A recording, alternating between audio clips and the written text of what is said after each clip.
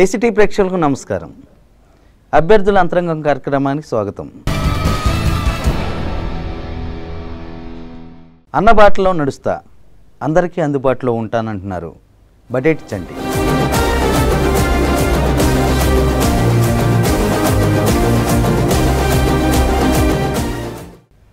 TDP, Janasena, BJP ఉమ్మడి MLA అభ్యర్థిగా ఏలూరుకు పోటీ చేస్తున్నటువంటి బడేటి చంటి మనతో పాటు ఉన్నారు.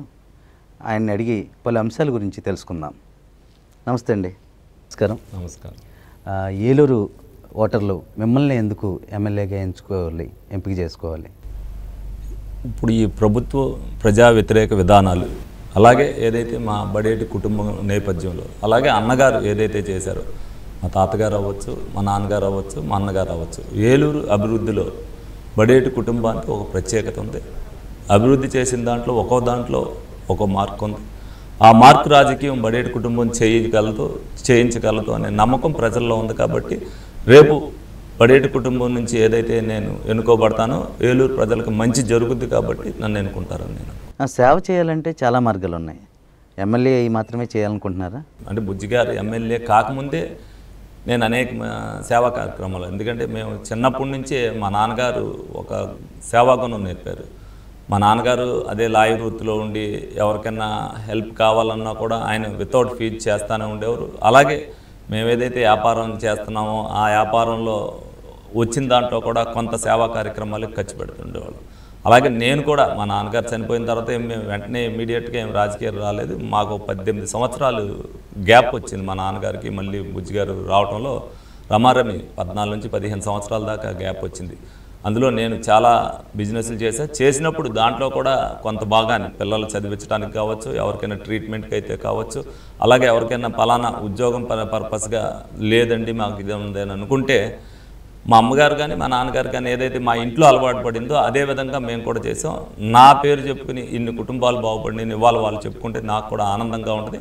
అలాగే బుజ్జిగారు ఉన్నప్పుడు కూడా రాజకీయాలతో సంబంధం లేకుండా కూడా చాలామందికి చేశారు. అంటే అదేమవుతుందంటే 50 మంది 60 మందికి అనేది అవుతుంది. రాజకీయాల్లోకి వస్తేనే చేయించానంటానికి అనుకోని పరిస్థితుల్లో నేను రాజకీయాల్లోకి రావడం జరిగింది. బుజ్జిగారు అనూహ్యంగా ఓటమి చెందిన తర్వాత చనిపోవడం జరిగింది. అప్పుడు క్యాడర్ నిస్తేజం అయిపోవటం, క్యాడర్ అందరూ కూడా మీరు రావాలి, మీరు ఉండాలన్నా మీకు అన్నీ కూడా తెలుసు అని చెప్పిన దాని మీద నేను అంటే ఇది క్లిష్ట పరిస్థితిలో వచ్చినప్పటికీ కూడా దీంట్లో అందరినీ సమన్వయం చేసుకుని వెళ్తాం. రాజకీయాలు నాకు ఇంట్రెస్టే, కానీ వెనకాల నుండి నడిపించడం చాలా తేలికైన పని. ముందుకొచ్చి మళ్ళీ మనం ఎందుకు ఇంకొకరికి వ్యతిరేకం అవ్వకూడదు అనేది నా మనసులో ఉంటుంది. కానీ దీంట్లోకి వచ్చిన తర్వాత ఏదైనా సరే ఛాలెంజ్గా తీసుకుని నేను చెయ్యాలి అని అనుకుంటాను. సేవ ఎక్కువ మందికి చేయవలసిన పరిస్థితి రాజకీయాల్లోకి వచ్చిన తర్వాత నేను 50 మందికి 60 మందికి వేసాను. ఇవాళ వచ్చేసరికి నేను దగ్గర 5,000 మంది నుంచి 6,000 మంది దాకా సేవ చేయవలసిన పరిస్థితులు ఏర్పడింది. ఏలూరు అసెంబ్లీకి ప్రాతినిధ్యం వహిస్తే ఎటువంటి అభివృద్ధిని మీరు చేయబోతున్నారు?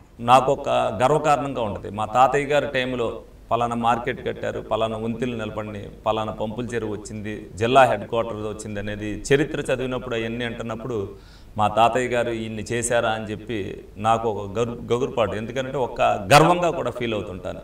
ఇన్ని మా తాతయ్య గారు చేశారు. అలాగే మా నాన్నగారి తర్వాత మా తాతయ్య గారి పేరుని బట్టి మా నాన్నగారు ఆ రోజున ఇండిపెండెంట్గా గెలిస్తే మా తాతయ్య గారి దానికి గుర్తింపుగా అందరూ కూడా ఏకగ్రీవంగా మా నాన్నగారిని ఎన్నుకోవడం జరిగింది. మా నాన్నగారు త్వరగానే 2.5 సంవత్సరాల్లో చనిపోయినప్పటికీ 25 సంవత్సరాలు ఖ్యాతినైతే సంపాదించి మాకు అప్పచెప్పారు. ఎందుకంటే బడేటి అంటే ఈ విధంగా ఉండాలి, పరిపాలన అంటే నీతివంతమైన పరిపాలన ఆ రోజుల్లో అందించిన దాంట్లో బడేటి శ్రీగారు. వాళ్ళకి కూడా ఆ సమకాలిక నాయకులు మా నాన్నగారు గొప్పతనం గురించి చెప్పుకుంటున్నప్పుడు చాలా గర్వంగా ఉంటుంది.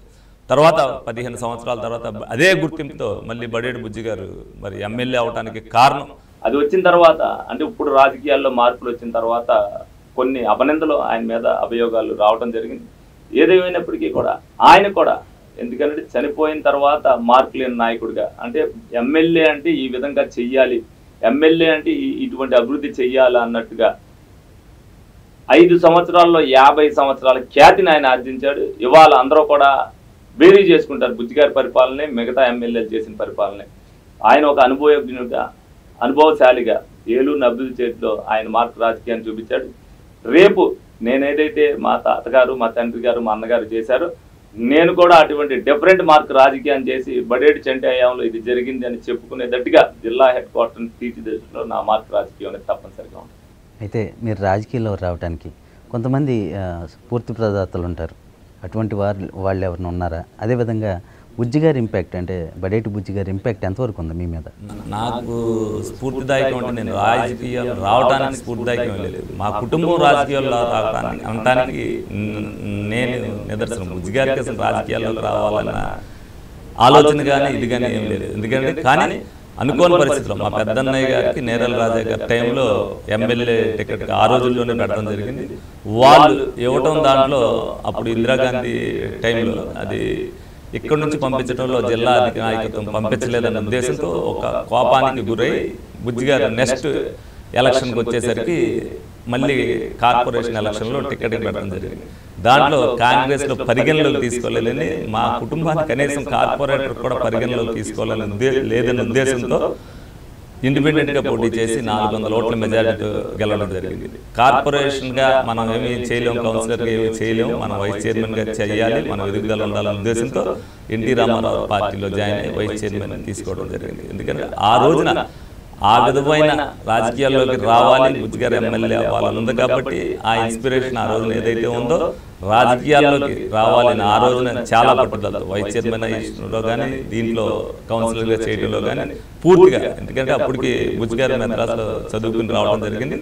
మేమందరం ఇక్కడ ఉండటం వల్ల ఆ రోజున ఆ వార్డులో గెలిపించడానికి కానీ వీళ్ళతో ఇచ్చేయడం కానీ ఎవరో ఒకరి కుటుంబంలో అల్లుకుపోవాలి కాబట్టి ఆయన రాజకీయంలో ఆయన ప్రావీణ్యతను ఆయన చూపించుకున్నాడు. తెలుగుదేశం పార్టీ ప్రెసిడెంట్గా 2 సేవలు చేయడం, అంబికా కృష్ణ గారి దగ్గర, మర్రాన్ రంగారావు దగ్గర, తర్వాత ప్రజారాజ్యంలోకి వెళ్తాం. తర్వాత మరి చంద్రబాబు నాయుడు గారు పిలిచి మళ్ళీ నువ్వు నెక్స్ట్ టైం నువ్వు పోటీ చేద్దు, నువ్వు రమ్మని చెప్పినప్పుడు ఆయన సేవలు తెలుగుదేశం పార్టీకి ఉపయోగపడతాయనే ఉద్దేశంతో ఎవరిని కూడా విమర్శించుకోకుండా మళ్ళీ నేను గెలవగలిగితే ఆ రోజు సీట్ ఇమ్మని అడిగారు.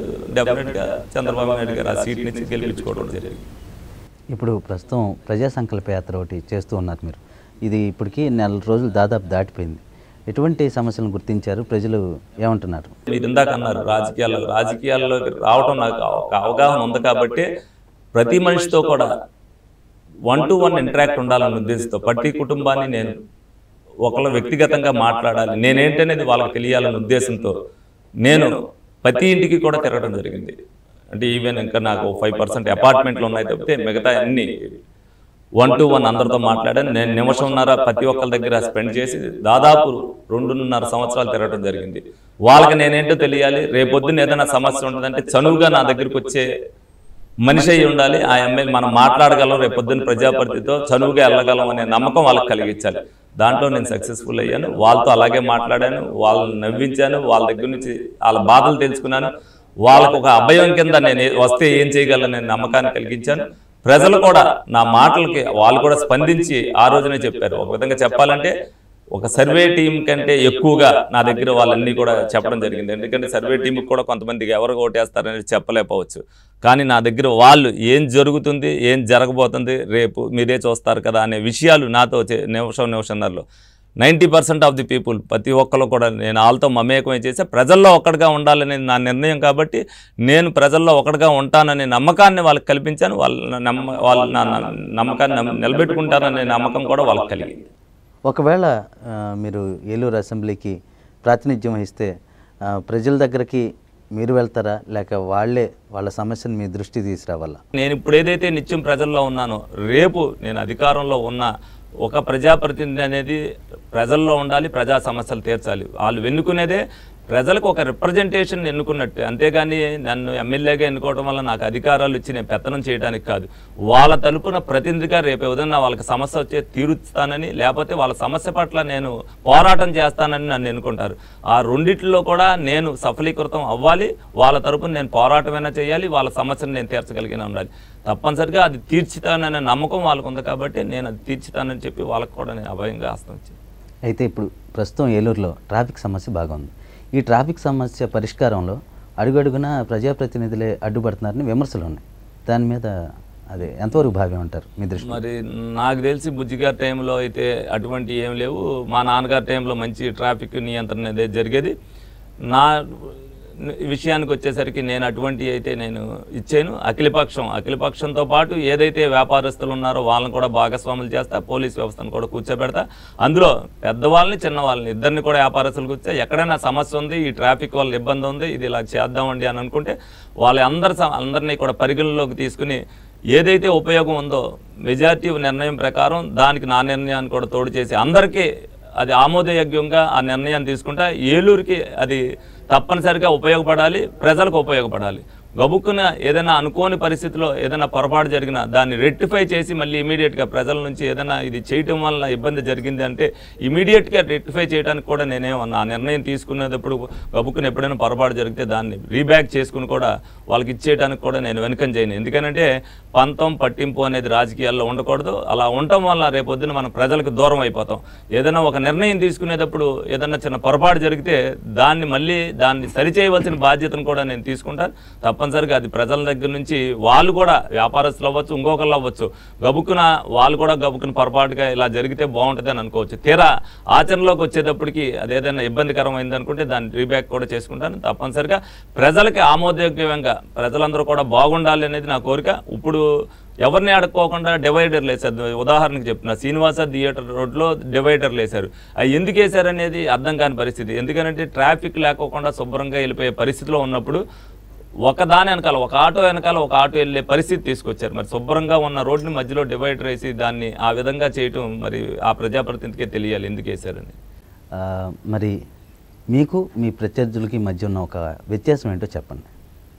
వ్యత్యాసం అంటే ప్రజలందరికీ అందుబాటులో ఉండే బుజ్జి గారు కానీ మా నాన్నగారు కానీ, మా తాతయ్య గారి టైం మేము చూడలేదు అనుకోండి, డెఫినెట్గా ఉండబట్టే మా తాతయ్య గారికి అంత కీర్తి పట్టిస్టులు వచ్చి ఉంటే ఎవరైనా సరే స్వతంత్రంగా మా నాన్నగారు అవ్వచ్చు, అన్నగారు అవ్వచ్చు, మేము లుంగీ బనీన్ మీద ఉన్న వచ్చి ప్రజలకు సమాధానం చెప్పి వాళ్ళని పంపించేయాలనుకుంటాం. ఎవరిని కూడా నిలబెడటానికి ఇచ్చేయి. బుజ్జిగారు అయితే ఒకసారి బనీన్ లేకపోయినా కూడా వచ్చి సమాధానం చెప్పారు. అలాగే మా దగ్గర రెండో రూమ్ అనేది ఉండదు. ఎవరైనా సరే రావటమే, లోపలికి వచ్చి మాట్లాడటమే తప్పితే మేము బయటకు వచ్చి అంటే జనం ఎక్కువ ఉంటే బయటికి రావటమే తప్పితే పేదవాడు గొప్పవాడు అనేది ఏం లేదు. అందరికీ ఒకటే కుర్చీలు, ఎవరైనా ఆ కుర్చీలో కూర్చోవచ్చు. డెఫినెట్గా మేము వాళ్ళతోనే మాట్లాడతాం. మరి నాని గారి దగ్గరికి వచ్చేసరికి ఎవరు వచ్చారు ఏంటి వాళ్ళని అడగాలి, వాళ్ళని లోపలికి రావాలా, ఈయన బయటికి వెళ్ళాలా అనేది తారతమ్యాలు చూస్తారంటే ఆయనకు ఉపయోగపడేదైతే లోపలికి రమ్మంటాడు, లేకపోతే బయటికి వెళ్తాం అనేది. అలాగే మేము మా కుటుంబం ఎవరైనా ఇంటికి వెళ్ళి వాళ్ళతో మేమే మాట్లాడతాను. నేను ఎవరింటికైనా నేను వెళ్తాను. అది చిన్నవాడవచ్చు, పెద్దవాడవచ్చు, ఆఖరికి చెప్పులు కుట్టుకునేవాడి ఇంటికి కూడా నేను వెళ్తాను. ఎందుకంటే మేము ప్రజలతో సత్సంబంధాలు ఉన్నానుకుని వాడి బాధలు కూడా ఏంటో తెలియాలనే ఉద్దేశంతో. నానిగారు అలాగలరు. ఎవరైనా ఉంది అని అంటే వాళ్ళని ఇంటికి పిలవమని పిలిపించడం, వాళ్ళతో మాట్లాడతాం. అంటే ప్రజల దగ్గరికి వెళ్ళేవాడిని వాళ్ళు కావాలనుకుంటారు, కానీ ప్రజల్ని పిలిపించేవాడిని కావాలనుకోరు. అదే పెద్ద వ్యత్యాసం ఇక్కడ. అయితే ప్రస్తుతం ఈ ఏలూరు వన్ టౌన్లో ఒక అండర్గ్రౌండ్ డ్రైనేజ్ సమస్య బాగా ఉంది. దాన్ని పరిష్కరించడానికి ఎటువంటి ఇవి తీసుకుంటారు? అంటే మీరు కనుక గెలిస్తే ఎటువంటి చర్యలు చేపడతారు? అండర్గ్రౌండ్ సమస్య వీళ్ళు ఎప్పటి నుంచో అండర్గ్రౌండ్ డ్రైన్ని ఇది చేస్తాం, ఇది రిపేర్ చేస్తాం అని చెప్పి నాని గారు 3 టైముల్లో కూడా దాని మీద ఏదో మరి నిధులు తీసుకురావడం, దాన్ని కాంట్రాక్టులకు ఇవ్వడం ఇవన్నీ చేసినాయి. కానీ అది ఎక్కడ సమస్య అక్కడే మిగిలిపోయింది. ఇప్పుడు వరకు అది రెక్టిఫై అయిన సందర్భాలు కానీ అది మొత్తం అయ్యిందన్నదే కానీ లేదు. అది ఎక్కడ ఆగిపోయిందో, ఎవరైతే ఇంతకుముందు చేశారో కాంట్రాక్టర్లో, ఎవరైతే రేపు చేయబోయే వాళ్ళనే నిష్ణాతులైన ఇంజనీర్ని కూర్చోబెట్టి ఈ సమస్యను పూర్తిగా పరిష్కరించే విధంగా రూపాయలు వేస్ట్ చేయకోకుండా, ఎందుకంటే వాళ్ళంతా కూడా ప్రజా వ్యయాన్ని దుర్వినియోగం చేస్తున్నారు డబ్బుని. మీకు దాని సందర్భాలు కూడా చెప్తా. ఎందుకంటే ఏ రూపాయైనా ఖర్చు పెట్టేది ప్రజలకు ఉపయోగపడాలి. ఎవరిదైనా ఒకటి మన ఇంట్లో సొమ్ము ఖర్చు పెట్టినగా భావిస్తేనే ప్రజాప్రతినిధిగా మనకు కూడా ఉంటుంది. తప్పనిసరిగా రూపాయి వేస్ట్ అవ్వకోకుండా ఆ సమస్యను పరిష్కరించేదాకా నిష్ణాతులైన వాళ్ళు పిలిపించడం, అవసరమైతే పై నుంచి వేరే చోట నుంచి మాట్లాడి నేను లోకేష్ గారితో చంద్రబాబు నాయుడు గారితో మాట్లాడి నిపుణులైన ఇంజనీర్లను తీసుకొచ్చి ఏలూరులో మీరు ఇందాక అన్నారు నా మార్క్ రాజకీయం అని, ఏమో బహుశా అదే అవ్వచ్చేమో అండర్గ్రౌండ్ డ్రైనేజ్ని డెఫినెట్గా దాన్ని సరిచేసేదానికి నేను పూర్తిగా కృషి చేస్తానని సందర్భంగా. ఓకే, టిట్కో ఇళ్ళ లబ్ధిదారులకు ఎటువంటి న్యాయం చేయబోతున్నారు? టిట్కో ఇళ్ళకి డెఫినెట్గా న్యాయం చేయవలసిన బాధ్యత అసలు ఈ ప్రజాప్రతినిధి గారికి ఉండాలి. ఇప్పుడు 6413 ఆటలకి మేము డీడీలు కట్టించాం. అది ప్రభుత్వానికి కట్టినయే. నేను దాని మీద దీక్ష కూడా చేశాను. 3 సార్లు ఇచ్చేసాను. ఒక 12 గంటలు దీక్ష కూడా చేశాను. నేను దీక్ష చేయడంతో మంత్రి గారు తెల్లారి మినిస్టర్ గారిని పిలిపించారు. అప్పుడే నా ప్రశ్నకి సమాధానం చెప్పింది 5 సంవత్సరంలో నాని గారు ఒక్కేటి సాహెబ్. సోదరుడు ఇది తెలియక చెప్పాడు, 6,413 కాదు, అక్కడ 2,000 చిల్లరాట్లకి స్థలం ఉంది, మిగతాది లేదనేది. 6,413 ఆటలకి స్థలం ఉన్నది మాట వాస్తవం, దానికి ఫౌండేషన్ వేసిన మాట వాస్తవం, అన్నీ ఆయనకి తెలుసు. ఆయన నిజంగా పేరు నిలబెట్టుకోవాలి అని అనుకుంటే ఆ 6,413 ఇల్లు ఇచ్చేసి మిగతా ఈయన ఏదైతే 28,000 పట్టాలు ఇచ్చాడో 22,000 పట్టాలు ఇచ్చి దీనికి కూడా వాళ్ళ పేరు పెట్టుకుంటే సీనియర్ ఎమ్మెల్యే కింద పేరు మిగిలిపోయేది. ఇది చేయకుండా అన్ని చోట్ల ఏదైతే రాష్ట్రంలో జరుగుతుందో ఈయన కూడా డబ్బులు కమిషన్ వస్తాయనే ఉద్దేశంతో 28,000 ఇచ్చేసి దీన్ని శిథిలావస్థకు తీసుకెళ్లారు. డెఫినెట్గా ఏదైతే తెలుగుదేశం పార్టీ హయాంలో బుజ్జిగారు హయాంలో టిట్కో ఇల్లు కట్టారో ప్రతి ఒక్క డీడీ కట్టిన వాళ్ళకి కూడా ఇల్లు చెప్పే బాధ్యతను మేము తీసుకుంటాం. అది మేము ఆల్రెడీ క్యాన్వాసింగ్లో కూడా చెప్తున్నాం. తప్పనిసరిగా టిట్కో ఇల్లు లబ్ధిదారులందరికీ కూడా వాళ్ళు ఏది ఇచ్చినప్పటికీ కూడా మేము ఎవరైతే డీడీ కట్టారో ఆ ఇల్లు తిరిగి ఇప్పించే బాధ్యతను మేము తీసుకుంటాం. నామినేషన్ వేశారు మీరు. నామినేషన్ వేసిన తర్వాత మీకు ప్రజల నుంచి వస్తున్న స్పందన ఏంటి? మేము నామినేషన్ వేసిన ప్రజల నుంచి స్పందన కాదు, ఇది ఏంటంటే నేను గెలవాలి అన్న కసి నాకెంత ఉందో నన్ను గెలిపించాలన్న కసి నాకంటే ప్రజల్లో ఉంది, అలా కార్యకర్తల్లో ఉంది. వాళ్ళు ఎప్పటి నుంచో అనుకుంటున్నారు, వాళ్ళ భావోద్వేగాలు వాళ్ళలో ఉన్న ఏదైతే ఇన్నాళ్ళు 5 సంవత్సరాల నుంచి అణిచిపెట్టుకున్న ఆవేశాన్ని అంతర్లీనంగా ఉన్నాయి. నిన్న వెళ్ళగక్కారు వాళ్ళలో. ఎందుకంటే పేద చిన్న బక్క ముసలి వాళ్ళు అందరూ కూడా ఎంత ఉత్తేజంగా అందరూ కూడా మేము పర్వాలేదు 100 అడుగులు వేసి మాతో వెళ్ళమని వాళ్ళని చెప్పాం. వాళ్ళు 1000 అడుగులు మాతో వేసి ఆ ఎండలో కూడా వాళ్ళు డ్యాన్సులు చేయటం, వాళ్ళు ఆ ఉత్తేజం చేయటంలో నేను 5 గంటలన్నర నేను ఎండలో నడిచినప్పటికీ కూడా అరగంట కూడా నేను నడవలేదన్నంత ఫీలింగ్ నాకు కల్పించారంటే వాళ్ళలో ఉన్న అభిమానం కట్టలు తెంచుకుని వచ్చినప్పుడు నాకు కూడా భావోద్వేగం అలా కళ్ళంటే నీళ్లు చిగురించినాయి. నిజంగా 5 సంవత్సరాల్లో నేను ఇంత అభిమానాన్ని సంపాదిస్తానని నేను ఎప్పుడూ అనుకోలేదు. కానీ ఇదంతా కూడా మా బడేడు కుటుంబానికి, అలాగే బుజ్జిగారు ఏదైతే పరిపాలన అందించారో ఆ పరిపాలన వాళ్ళంతా కూడా గుర్తు చేసుకుంటూ రేపు రాబోయే రోజుల్లో నేను అటువంటి పరిపాలన అందిస్తాననేది వాళ్ళ భావోద్వేగంలో నాకు అర్థమైంది. ప్రచార కార్యక్రమాలు ఎలా ఉండబోతున్నాయి? ఎటువంటి ప్రణాళికల్ని రచించుకున్నారు మీరు? ఇప్పుడు అలా వ్యూహంలో భాగంగా కొన్ని ఇప్పుడు మీడియా ఇంకా ఎలక్షన్ అవ్వలేదు కాబట్టి మీకు చెప్పకూడదు. ఇప్పుడు నామినేషన్ ప్రక్రియ నా 5 సంవత్సరాల కళ ఇది. డెఫినెట్గా నేను ఈ విధంగా సక్సెస్ఫుల్గా నామినేషన్ వేస్తాను అనే సంగతి నాకు తెలుసు. ఎందుకంటే ప్రజల్లో నేను మమేకమై తిరిగినప్పుడు అందరినీ కూడా నేను అడిగా, నాకు సంఘీభావం తెలిసిపోవాల్సిన రోజు ఒకటే అని అడిగా. ఏంటని అడిగేదాళ్ళు, నామినేషన్ వేసే రోజున మీ అందరూ నా అడుగులో అడిగేయమని చెప్పా. వాళ్ళందరూ ఆ నిర్ణయాన్ని ఆ రోజున ఒప్పుకొని నాతో పాటు ఈ రోజున అడుగులో అడిగేశారు కాబట్టి నేను చాలా ఆనందంగా ఫీల్ అయ్యా. ఏదైతే నేను ఇంట్రాక్షన్గా వాళ్ళ దగ్గరికి వెళ్ళి ఏదో చెప్పానో వాళ్ళ కుటుంబ సభ్యుడిగా నన్ను నమ్మి నిన్న నాతో ఏదైతే ప్రయాణం చేశారో నా జీవితంలో మరుపురాని రోజు అది. నా ఆనందానికి హద్దులు లేని రోజు, ఎప్పటికీ కూడా మర్చిపోలేను. డెఫినెట్గా రేపు రాబోయే రోజుల్లో నాకు కూడా అంత బాధ్యతని నా మీద పెట్టినందుకు కూడా నాకు గర్వంగా ఉంది. నేను ఆ బాధ్యత కోసం రేపొద్దున నేను చేయవలసిన పనులు నాకు గుర్తొస్తున్నప్పుడు ఒక్కొక్కసారి భయం కూడా వేస్తుంది. తప్పనిసరిగా రేపు రాబోయే రోజుల్లో అదే విధమైనది నేను చేసి చూపించాలి. ఇప్పుడు ఎలక్షన్ 18 రోజులు ఉంది. దీంట్లో ఏంటంటే ప్రత్యర్థికి ఎరిగిన చిత్తులు మేము వేయాలి. ఇప్పటికే వాళ్ళ క్యాడర్లో చాలామందిలో తెలుసు, వాళ్ళందరికీ కూడా తెలుసు. ఎందుకంటే ప్రభుత్వ వ్యతిరేకతతో పాటు నానిగారి వ్యతిరేకత, ఏలూరులో నానిగారి వ్యతిరేకత కూడా ఉంది. ఎందుకంటే వాళ్ళందరూ కూడా అంటే నాలో కూడా, ఎందుకంటే ఒక కసిని పెంచడంలో నానిగారు కూడా ఒక చిన్న మిస్టేకులు చేశాడు 3 సార్లు చేసిన వాళ్ళు కూడా. ఎందుకంటే ఎలక్షన్ అనేది ఏదైనా మామూలుగా జరగాలి. కార్పొరేషన్ ఎలక్షన్లో ఏదైతే మా అభ్యర్థుల్ని భయపెట్టి వాళ్ళ ఏవైతే ఆస్తులు ఉన్నాయో కొన్ని వాటిని కూలగొట్టి వాళ్ళు బడేడు కుటుంబానికి ఎవరో తోడుగా నిలబడకూడదు అనేది ఆయన ట్రై చేశాడు. ఆ రోజునే నేను అనుకున్నాను, మళ్ళీ నేను ఈయనతోనే ఢీ కొట్టాలి, ఈయన్నే ఓడించాలనుకున్నాను. డెఫినెట్గా అది ప్రజల్లో నేను మమేకమైన తిరగటానికి కారణమైంది. ఎవరొకళ్ళు మీరు ఇందాక అన్నారు ఇన్స్పిరేషన్ అనేది. నేను గెలవాలి అనుకున్నప్పుడు నాలో కసిని పెంచింది. ఎందుకంటే ప్రజల హృదయాలు గెలవాలి కానీ ప్రజలను భయపెట్టి గెలవకూడదు అనేది నా నినాదం. అది నేను అవ్వచ్చు, ఇంకొకళ్ళు అవ్వచ్చు, ఇంకొవచ్చు. ఎన్నాళ్ళని భయపెట్టి గెలుస్తారు, ఎన్నాళ్ళని బానిసత్వంగా ప్రజలు ఉంటారు. ఏదో ఒక రోజు ప్రజలు దవ్వుద్ది. ప్రజలు మనం వాళ్ళ ఇంటికి వెళ్ళినప్పుడు ఒక గ్లాసుడు మంచినీళ్ళు ఇచ్చేటట్టు ఉండాలి, కానీ మనం వాళ్ళ ఇంటికి వెళ్తే తలుపులు వేసుకునే పరిస్థితి ఉండకూడదు.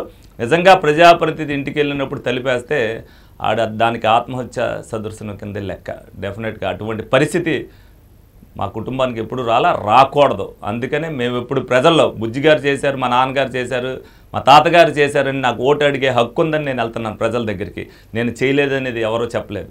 90% అంటే ఎవరికైనా ఒకరికే అవ్వకపోవచ్చు, కానీ 90% ప్రజలకి మేము మంచి చెయ్యాలి అనే నిర్ణయంతో మేము వెళ్ళినప్పుడు ఎవరో కూడా దానికి అవచ్చు. ఎందుకంటే అందరికీ న్యాయం చేయలేకపోవచ్చు, కానీ ఏ మనిషికి అన్యాయం చేయలేదనేది వాళ్ళకి తెలుసు.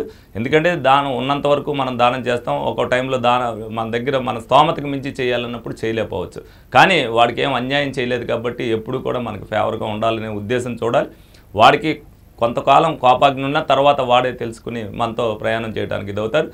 ఆ నినాదమే బుజ్జిగారు ఏమీ మిగిల్చుకోకుండా చనిపోయాడన్న నినాదం ఆ రోజున ప్రజలందరూ కూడా ఆయన ఏదైతే యాత్రలో పాల్గొన్నారో ఆ రోజున అయ్యో ఇలాంటి నాయకుడిని మనం కోల్పోయామని చాలా బాధపడుతుంది. తిరిగి మళ్ళీ ఏదైతే చంటి గారు 4.5 సంవత్సరాలు కూడా కష్టపడ్డారు, బుజ్జిగారు రుణం తీర్చుకోవాలి అన్న ఉద్దేశంతో వాళ్ళందరూ కూడా నాకు సహకరిస్తారు. అయితే మీ గెలుపునకు దోహదపడే అంశాలు ఏంటి, ఏమనుకుంటున్నారు?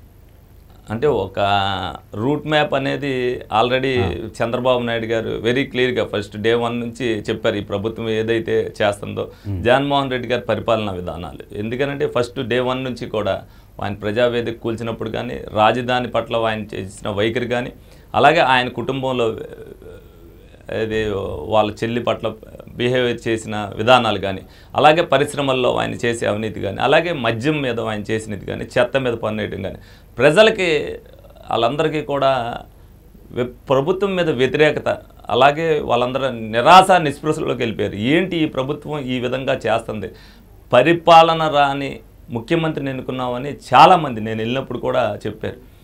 ఎందుకనంటే ఈయన ప్రజలు ఏం బాధపడుతున్నారు దానికి తగ్గ ప్రణాళికలు తీసుకుందాం అనేది ఏం లేదు. మేట నొక్కాం, మనం డబ్బులు ఇచ్చామో లేదనేది చూస్తామే తప్పితే ఆ మద్యంలో తాగటం వల్ల చనిపోయే మరణాలు కానీ, ఆ మద్యం వల్ల ఆయన దోసే ఇది కానీ, అలాగే ఇసుకలో మనం రేటు పెంచేసాం, కూలీలకి పని దొరకట్లేదని కానీ, కరోనా టైంలో చాలా ఇబ్బందులు పడ్డారు, ప్రజలకు మేలు చేద్దామని కానీ, అలాగే అన్నా క్యాంటీన్లు మూసేశారు, దానికి చేద్దాం. ఇవన్నీ ఒక ఎత్తు అయితే ప్రజాప్రతినిధి అందుబాటులో లేకపోవడం, లోకల్ ప్రజాప్రతినిధి ఏలూరులో కూడా వింత వ్యాధి వచ్చి మంచినీళ్ళు తాగితే కనీసం మినరల్ వాటర్ కూడా 2 రోజులు కూడా సప్లై చేయలేని పరిస్థితిలో, అలాగే కోవిడ్ టైంలో హెల్త్ మినిస్టర్గా ఉండి ఏలూరులో కూడా కనిపించని మనిషి, ఏదైనా అంటే మినిస్టర్ కదా అక్కడ తిరగాలంటారు. ఒక హెల్ప్ డెస్క్ పెట్టి ఏలూరు ప్రజానీకాన్ని అందరినీ కూడా ఏ ఇబ్బంది వచ్చినా ఈ నెంబర్కి ఫోన్ చేసి ఏలూరుకి సంబంధించి, ఎందుకంటే ప్రత్యేకించి ఏలూరుకి ఆయన ఒక ప్రజాప్రతినిధి కాబట్టి సెపరేట్ హెల్ప్ లైన్ అనేది ఇవ్వాలి.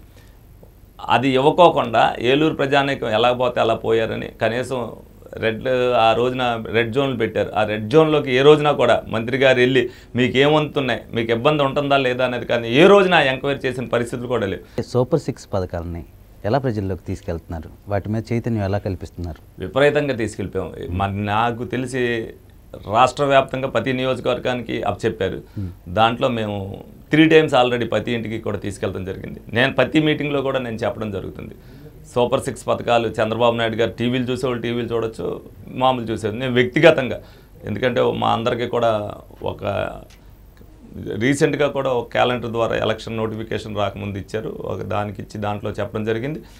అలాగే అంతకుముందు ఏదైతే పాంప్లెట్ రూపేణ ప్రతి ఒక్కరికి కూడా ఏం వస్తాయి అనేది మేము సూపర్ 6లో వాళ్ళకి గ్యాస్ బండ్లు ఉచితంగా వస్తాయని కానీ, బస్ పాస్ ఫ్రీ అని కానీ, 18 ఏళ్ళు నిన్న వాళ్ళకి 1500 వస్తాయని కానీ, చదువుకున్న పిల్లలందరికీ 15,000 వస్తాయని, పూర్ టు రిచ్ ఏ విధంగా వస్తుందని, రైతుకి ఏ విధంగా, ప్రతి ఒక్కరికి కూడా మంచినీటి అనేది ఇవన్నీ కూడా వివరించి వాళ్ళందరికీ కూడా ఈ విధంగా ఉంటే వస్తాయి, ఎంతమందికి అంటే అంత వస్తాయని ప్రతి వాళ్ళకి 1 to 1 మీకు నేను అదే అన్నాను, 1 to 1 మాట్లాడతాం ఎలాగనేది దాన్ని ఇచ్చేసి వాళ్ళు మాట్లాడిన తర్వాత వాళ్ళకు ఒక ఓటీపీ వస్తే ఆ ఓటీపీ ద్వారా మనం యాక్సెస్ చేస్తేనే కానీ, అంటే వాళ్ళు అంతసేపు వింటేనే కానీ ఆ ఓటీపీ రాదు.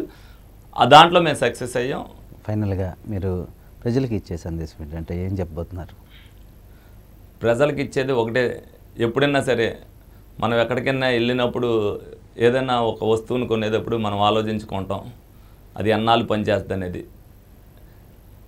ప్రజాప్రతినిధికి కూడా ఓటేసేటప్పుడు ఇతను మనకి సరిగ్గా సూట్ అవుతాడా, మనకు అందుబాటులో ఉంటాడా లేదా, మన మాటను వింటాడా లేదా, మనకి ఏదైనా వస్తే ఆయన ఉదరం స్పందిస్తుందా లేదా అనేది అని ఆలోచించుకుని ఓటేస్తే ఎప్పుడు కూడా ప్రజలకి ఇటువంటి పరిస్థితి రాదు. ప్రజలు ఎప్పుడూ కూడా వాళ్ళ క్యారెక్టర్ని వాళ్ళకి అందుబాటులో ఉంటాడా లేదనేది, అంటే ఒకసారి పొరపాటు చేయొచ్చు, కానీ వాళ్ళు చూడవలసింది గతంలో ఏం జరిగింది అనేది వాళ్ళు చూసుకుని బేరీ చేసుకుని ఓటు వేస్తే ఎప్పుడూ కూడా రాదు. నేను ఆ విషయం కూడా వెళ్ళినప్పుడు చాలా చెప్పాను. తప్పనిసరిగా ప్రజలు ఈ తప్ప చాలా ఆలోచించి ఓటేస్తారని నేను అనుకుంటున్నా. భవిష్యత్తులో మళ్ళీ ఎప్పుడూ కూడా ఇటువంటి పొరపాటు వాళ్ళు చేయదనేది కూడా వాళ్ళు నేను తిరిగినప్పుడు కూడా చెప్పారు. అది కార్యాచరణ రూపేణా ఆచరణలోకి వచ్చింది, వాళ్ళు చేసి చూపిస్తారు. సార్, చివరిగా ఈ మీ విజయానికి దోహదపడే అంశాలు ఏంటి? ఇప్పుడు గత 4.5 సంవత్సరాలుగా అధికారం లేకపోయినప్పటికీ కూడా క్యాడర్ని అంతా కూడా ఏదైతే తెలుగుదేశం పార్టీ క్యాడర్ ఉందో వాళ్ళల్లో ధైర్యాన్ని నింపా. వాళ్ళకి ఏదన్నా ఆపద వస్తే, ఇందాక మీరు అన్నారు మీరు సాయం చేయాలంటే వేరే మార్గం లేదా అనేది, ఏదైతే నేను రాజకీయాల్లోకి వచ్చానో వచ్చిన తర్వాత క్యాడర్ బాగోగులు నాయే అని అనుకున్నాను. ఎవరైతే ఆర్థికంగా నిలదొక్కోలేక లేకపోతే ఏదైనా అపాయం ఆపద వస్తే ఆదుకునే నాయకుడు కావాలి అని అనుకున్నారో వాళ్ళందరి దగ్గరికి వచ్చినప్పుడు ఏ ఒక్కరిని కూడా ఇబ్బంది పడకూడదు అనే ఉద్దేశంతో వాళ్ళకి సాయం చేసి వాళ్ళకి నేనున్నాను తోడుగా అని చెప్పి వాళ్ళకు ధైర్యం కల్పించా. దానివల్లే ఇవాళ అధికార పార్టీలోకి ఒక్కడిని కూడా వాళ్ళు కనీసం తీసుకెళ్ళలేకపోయారంటే నేను 4 సంవత్సరాలు 10 నెలల్లో వాళ్ళకి ఇచ్చిన భరోసాయే. వాళ్ళందరికీ ఎప్పుడు ఏదొచ్చినా నేను వాళ్ళకి వెళ్ళి పలకరించడం, నాకు తోచినంత వాళ్ళకి ఇవ్వటం, లేదన్నా వాళ్ళని ఎప్పుడైనా నేను వెళ్ళటానికి అవకాశం లేనప్పుడు నేను వాళ్ళకి ఇచ్చి పంపించడం, ఎక్కడైనా ఊరు వెళ్ళినప్పుడు కానీ లేకపోతే నేను ఏదైనా మీటింగ్లకి వెళ్ళినప్పుడు కానీ ఫోన్లో అయినా సరే వాళ్ళకి ఇచ్చేసి అన్న ఇలాగ ఉందన్నా అంటే ఇమీడియట్గా పంపించడం. అలాగే హాస్పిటల్ విషయాల్లో కానీ ఎప్పుడైనా సరే మేము అధికారంలో లేకపోయినా వేరే డాక్టర్లతో ఫోన్ చేయించి వాళ్ళని పంపించడం, లేకపోతే ప్రైవేట్ హాస్పిటల్ పంపించడం. అలాగే ఎన్టీఆర్ ఏదైతే బ్లడ్ దానికి ఉందో దానికి కూడా మేము పంపించడం జరిగింది. ఏ సమస్య అనేది ఏదొచ్చినా సరే తీర్చగలిగే ఇదనేది వాళ్ళకు భరోసా కల్పించాం. అధికారం లేనప్పుడే క్యాడర్కి ఏ విధంగా చేశారు, అధికారం వస్తే ఏ విధంగా చేస్తారనేది కూడా వాళ్ళకి ఒక నమ్మకం కలిగింది. ఇవన్నీ కూడా క్యాడర్లో ఒక ధైర్యాన్ని, ఒక ఇది లేని తనాన్ని మేము చేశాం కాబట్టి క్యాడర్ అంతా కూడా నిలిపింది. రేపొద్దున అది నాకు విజయానికి బాగా ఉపయోగపడింది క్యాడర్. ఓకే సార్, ధన్యవాదాలు మా స్టూడియోకి వచ్చి మీ అంతరంగం పంచుకున్నందుకు. And all the best to you.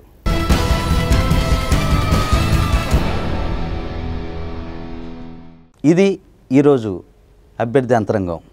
మరొక అభ్యర్థి అంతరంగంతో మళ్ళీ మీ ముందుంటాం. అంతవరకు సెలవు.